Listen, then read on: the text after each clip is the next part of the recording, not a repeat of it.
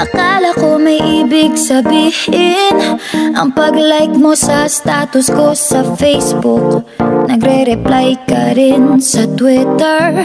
Akala ko yun na, pero nakita ko kahapon may pinost kang iba. May kasama kang maganda.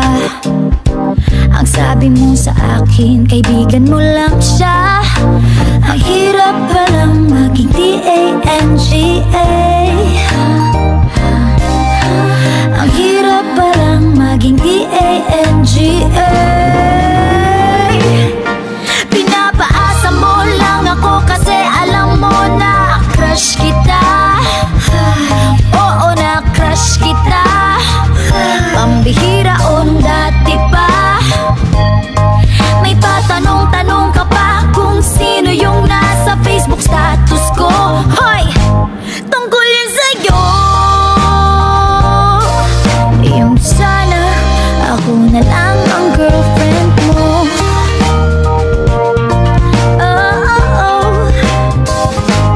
Parang gusto ko nang sabihin ang feelings ko na tinatago sa'yo.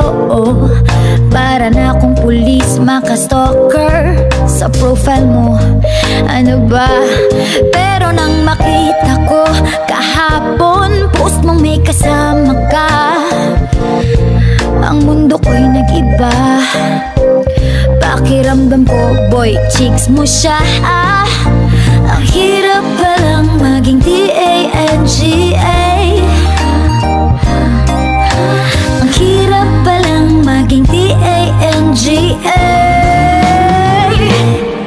Pinapaasa mo lang ako kasi alam mo na crush kita. Oo, na crush kita. Pambihira o nung dati pa. May patanong-tanong ka pa kung sino yung nasa Facebook status ko. Hoy! Tungkol yun sa'yo. Yung sana ako na lang ang girlfriend mo.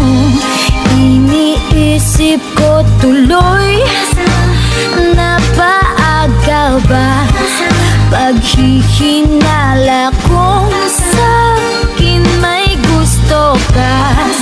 Nagmumukhang sira, iniisip na may ibig sabihin yung message mo.